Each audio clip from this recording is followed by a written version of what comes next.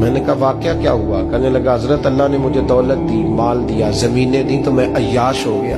امام مالک بن دینار رحمت اللہ علیہ فرماتے ہیں مجھ سے کہنے لگا پیسے آئے تو میں عیاش ہو گیا۔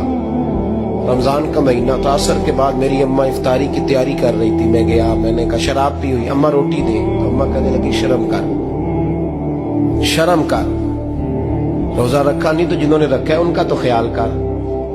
کہتے اماں کی بات کا مجھے غصہ لگا، میں کہا کرتا ہوں بد نصیب ہے وہ بیٹا جس کا باپ اس سے بات کرتے ہوئے ڈرتا ہے کہ پتہ نہیں کہاں سے بولے گا۔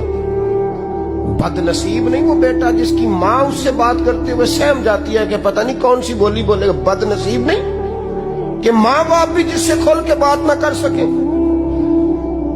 حضرت مالک بن دینار سے کہنے لگا اماں نے جب کہا نا شرم کر تو مجھے غصہ آیا، میں نے ماں کو تھپڑ مارا اور میری ماں جلتے ہوئے تندور میں گری۔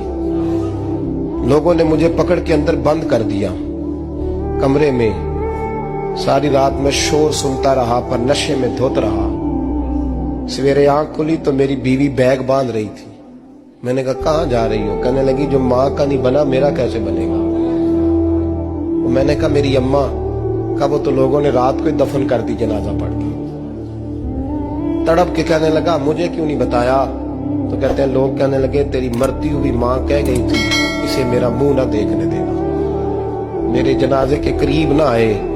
حضرت مالک بن دینار فرماتے ہیں جب اس نے یہ بات سنائی تو میں نے بھی اس کے منہ پہ تھپڑ مارا۔ میں نے کہا تو اسی قابل ہے۔ کہتے ہیں وہ رونے لگا، حضور دعا کرے اللہ مجھ سے راضی ہو جائے۔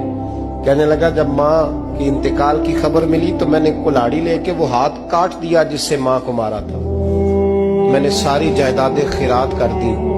24 سال ہو گئے، 24 سال ساری رات نماز پڑھتا ہوں، روزہ رکھتا ہوں، حج کرتا ہوں، پر ہر سال کوئی آ کے کہتا ہے جا دوڑ جا تیرا کوئی نہیں قبول ہوا۔ حضور دعا کرے مالک راضی ہو جائے۔ فرماتے میں تھپڑ مار کے آ گیا، میں نے کہا تجھ سے راضی ہو جائے اتنے ظالم سے؟ امام مالک فرماتے رات کو آ کے سویا تو مجھے خواب میں رسول پاک کا دیدار ہوا تو نبی پاک علیہ السلام نے فرمایا مالک تو اسے مایوس کیوں کر آیا ہے؟ اللہ تو بڑا مہربان ہے۔ کہا حضور ماں کے نافرمان کو معافی کیسے ملے گی؟